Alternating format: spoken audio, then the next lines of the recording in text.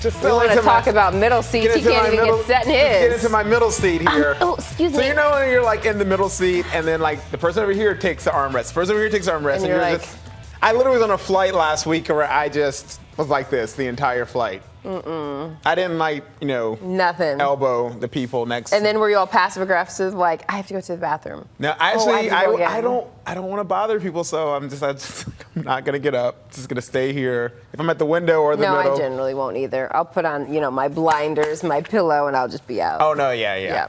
Ugh. You know how we like to sleep on flights. Right. So. At least there are options now. But for most of the country, wherever you're going to be, we begin with the 175. Wasn't that a smooth transition? It was very smooth. I was also going to say it's cool on the airplane. It is. Hopefully. Sometimes too cold with all those germs. 175 million Americans under weather alerts right now as a heat wave warms up the weekend. Today, the feel-like temperature in half the country will be over 100 degrees. Look at these temperatures, triple digits, all the way from Nebraska to New York. But forecasters say it's the duration of this extreme heat that is the biggest concern. This morning, the summer scorcher turning downright dangerous. Triple digits are expected today from the Rockies to the East Coast. Forecasters calling it the worst heat in years. They say these conditions will last through Sunday with 87 million Americans living in cities that could hit record highs. Hartford, Connecticut, or Washington, D.C., places that have not seen 100 plus degrees in 3 years. Philadelphia, New York City, it's been 7 years. I think all 4 plus dozens of others are going to see that century mark this weekend. Organizers canceled this weekend's triathlon in New York City because of the heat. And after last weekend's big blackout in the Big Apple, the power company is insisting the power grid will hold up. We've got over 4,000 crew members on the ground ready to respond to outages as they occur.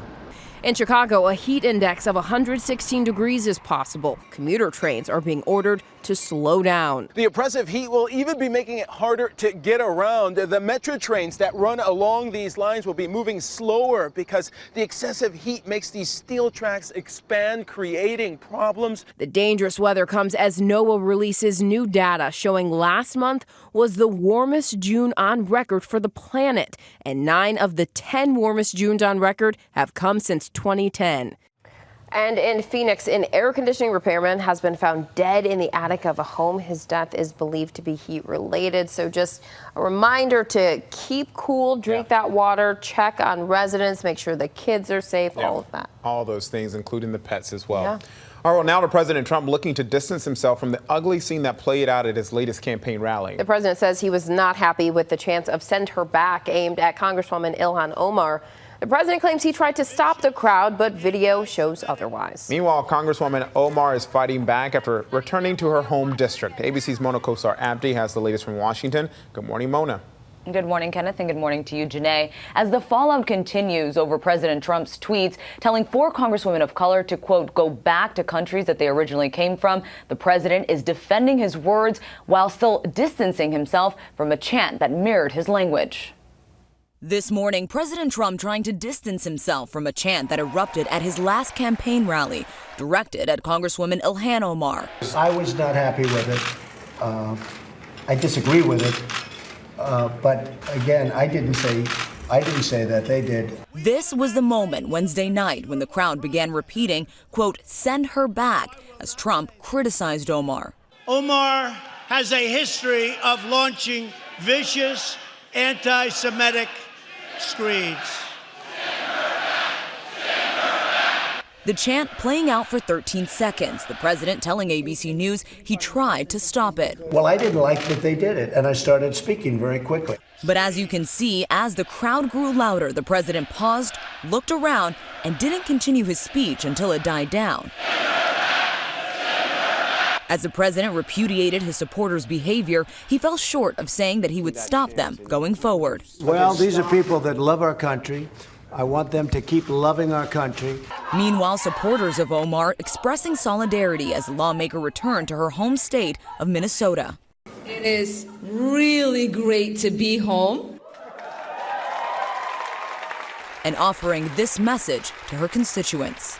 I know there are a lot of people that are trying to distract us now, but I want you all to know that we are not going to let them.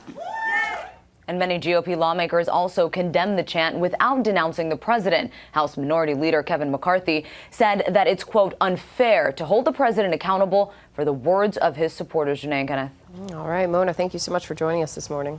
Well, staying in Washington, some heated moments on Capitol Hill as lawmakers discussed the crisis on the southern border. They demanded answers from the Secretary of Homeland Security about conditions at migrant detention centers, especially the treatment of young children.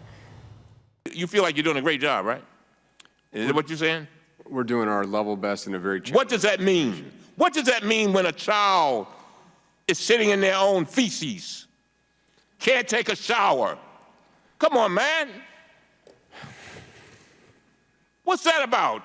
None of us would have our children in that position. They are human beings.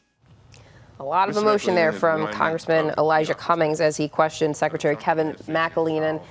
He said the United States is the greatest country in the world and, quote, we can do better. A man accused of killing an Iowa mother and her 2 young children was in the U.S. illegally. Authorities say the suspect is from Guatemala and was deported twice. He's charged with 3 counts of first-degree murder. An Arizona man whose wife vanished 1 week ago while they were hiking in the Mojave Desert says he is desperate to find her. Barbara Thomas was last seen wearing a black bikini, a red hat, and tan hiking boots. Her husband Robert says after he stopped to take a picture, she was gone. He also says police told him he is a suspect in her disappearance, but he denies playing any role. We always tell each other before we go to bed at night how much we love each other. So, whoever has her, please release her. No questions asked. Robert Thomas says he believes she may have been picked up and driven away. Police say so far they found no evidence of foul play. And water service has been restored to the city of Fort Lauderdale, Florida after a massive water main break. The 42-inch break left the entire city without water for much of the day Thursday. Officials say a subcontractor hit a pipe that supplies water to a treatment plant, cutting off the city's water supply. A temporary fix is expected to hold until that pipe is replaced. A boil water notice remains in effect. Deputies in Southern California have seized nearly 15 tons of marijuana that was being grown illegally. They arrested more than 24 people and also confiscated 37 guns, including rifles and handguns and a shotgun. Investigators say these crops tend to be environmental hazards because the growers use illegal chemicals. In sports, the legal battle over the non-call during January's NFL playoff game is far from over. A Louisiana judge says a lawsuit over the missed pass interference call during the Saints-Rams game can proceed. 4 people are suing the NFL for fraud. The lead plaintiff, who is a lawyer, wants to know if the officials were disciplined. The plaintiffs want $75,000 in damages, which would go to charity. What? I mean, what's that city, New Orleans? They're probably still upset all these months later. They are.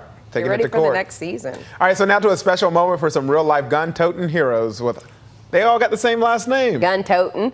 Greenwich, Connecticut Police Sergeant Michael O'Connor went on patrol with his 3 sons for the first time. They're all officers in the same police department. Dad is retiring after 35 years on the job. He says he's proud his boys followed in his footsteps, and they joked about a family mix-up. I got a check dropped off in Mike Jr.'s mailbox for me, and because it didn't say senior, he cashed it, so he owes me $150. I'll pay him back. Still haven't gotten it yet. Oh, Dad says he tries not to worry about his sons and just tells them to be careful. He says if the department ever needs him again, he'll be back in a second. Pretty cool family story there. Coming up, one-on-one with Apollo 11's flight director. He tells us just how close the moon mission came to disaster 50 years ago. That's next. We're back with new images of the moon to celebrate tomorrow's 50th anniversary of the Apollo 11 landing. NASA released these images, which have been digitally stitched together from the photos the astronauts took on the moon's surface. Meanwhile, we're getting a whole new perspective of just what happened that day. ABC's David Curley sat down with Apollo 11's flight director. He described the moments of joy that nearly turned into a disaster.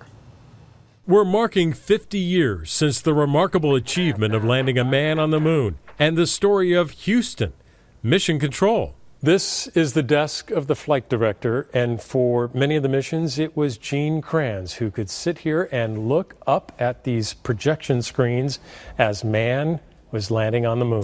Capcom, or stay for T1. Gene Kranz was one of the Apollo flight directors, one of the leaders in the room. Kranz was on duty for the lunar landing. He's the one who had the final go, no-go decision. Okay, all flight controllers, go, no go for landing. Retro. Go. Fido. Go. Guidance. Go. Control. Go. Eagle Houston, you're go for landing, over. But it didn't go as planned. As the LEM descended, the computer started alarming. Our final training run, we exercised those alarms. And I always go back and think what we have done if we had seen those for the first time. Alarms dealt with. But another alarming problem. The planned landing site was covered in huge boulders, so Neil Armstrong started flying manually. That means he's burning the limited precious fuel. 30 seconds forward. I think many Americans sometime in their life have driven when the gas gauge in the car reads empty. That was the condition that we were on. Tranquility Base here. The Eagle has landed. At the instant of landing, the people in the viewing room started cheering, stomping their feet, applauding right on down the line. Very smooth touchdown. Host control, both autos, Houston engine command override off. Okay, keep the chatter down in this room. We came in peace for all mankind. 50 years later, what did landing the man on the moon and bringing him back safely mean for the country and the world and for Gene Kranz? It really demonstrated the power of free and open society. Gene Kranz, who used his experience on Apollo 11 during Apollo 13 when an oxygen tank exploded and there was worry of getting the crew back. As Kranz told his team at the time, failure is not an option. And they did not do that. Stay with ABC News Live for coverage of all the events today and tomorrow, marking 50 years since the Apollo 11 mission.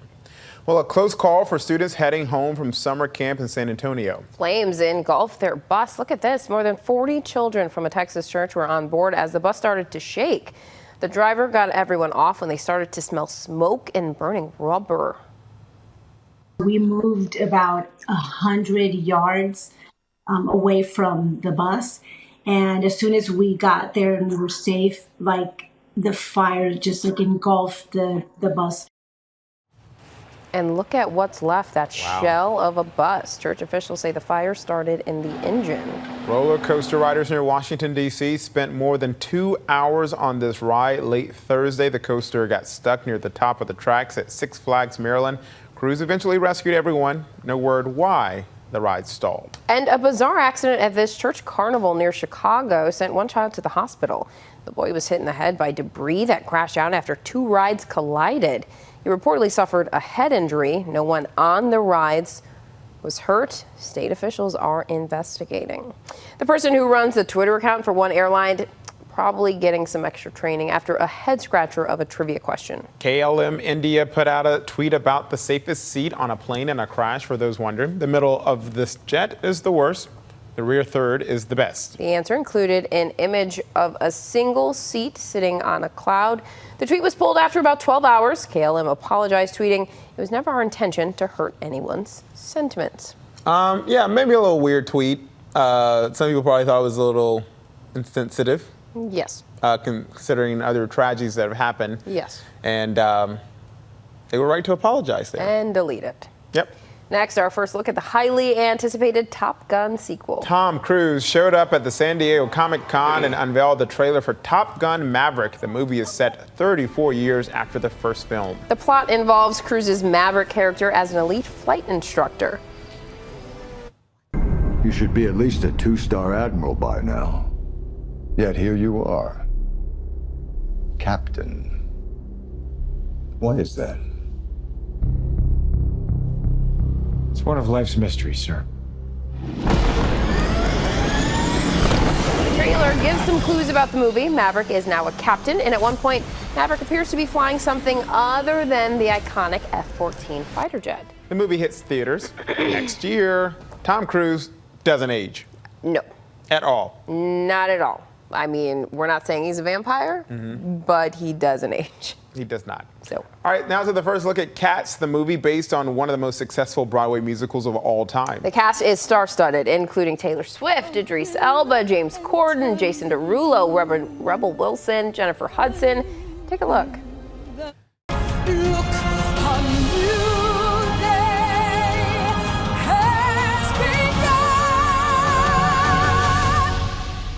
Are you going to try for a different life? A new day has begun. The internet is divided on how they feel about that digital fur. You can decide for yourself when Cats hits theaters in December. Can I get some digital fur for the top of my head? Do us a favor and don't. I want to free the curls, digital fur style. This guy. Hey, a sneaker sale got out of hand, really got out of hand here in New York City. So hundreds of people lined up in the rain for hours, some even overnight, all in hopes of getting these new Arizona iced tea themed kicks. Now, they do look pretty cool. Adidas was selling these shoes for 99 cents. 99 cents? Free 99. Wow, the NYPD had to be called in after a couple of fights broke out. The event was supposed to continue today, but the police shut it down. And now the question is, what about the rest of the shoes? Where are they? Can I get them for 99 cents? Can we still get them? Is there going to be another pop-up? Adidas, they had to apologize for saying, sorry, things got out of hand. Adidas, Security. that's the question of the day. Tweet us, comment below. Let us know. Let us know. All right, well, coming up, the artist that Taylor Swift calls the perfect pop star. We're catching up with Hayley Kiyoko next.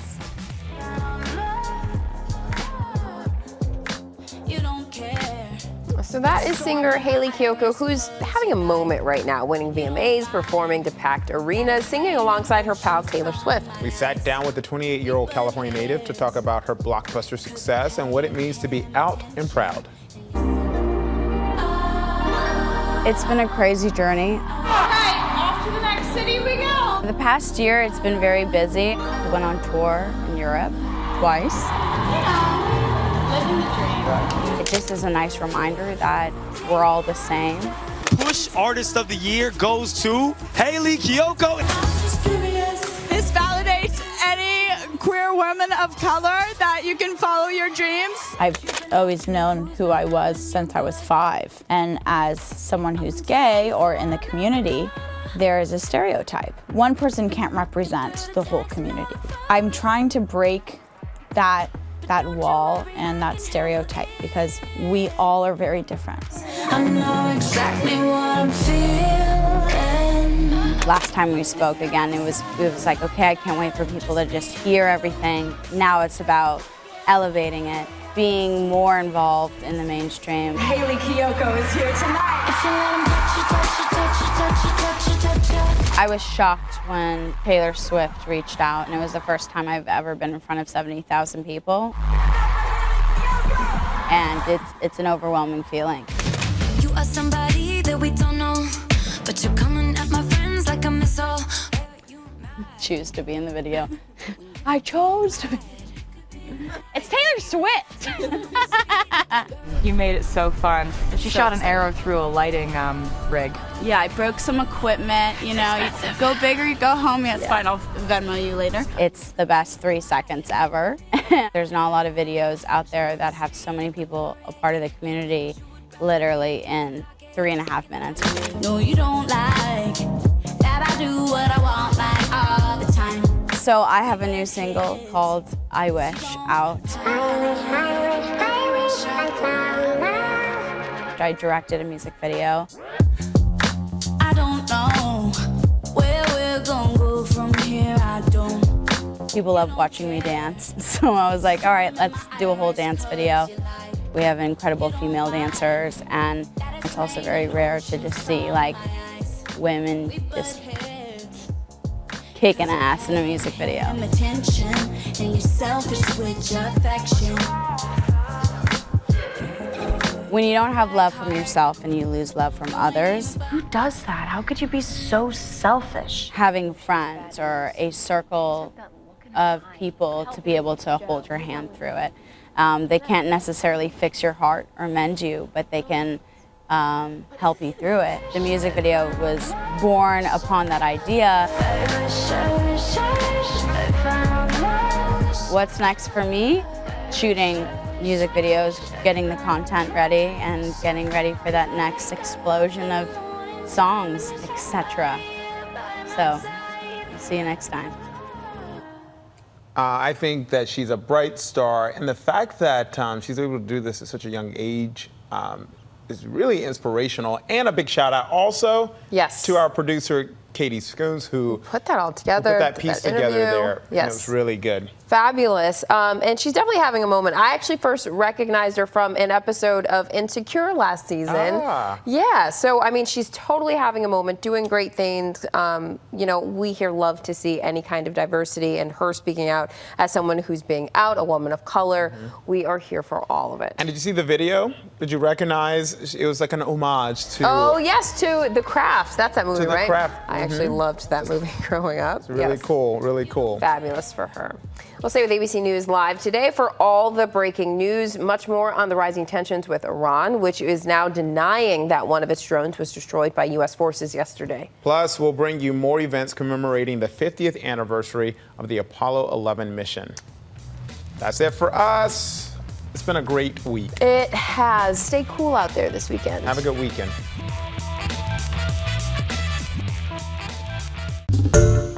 Hi everyone, George Stephanopoulos here. Thanks for checking out the ABC News YouTube channel. If you'd like to get more videos, show highlights, and watch live event coverage, click on the right over here to subscribe to our channel, and don't forget to download the ABC News app for breaking news alerts. Thanks for watching.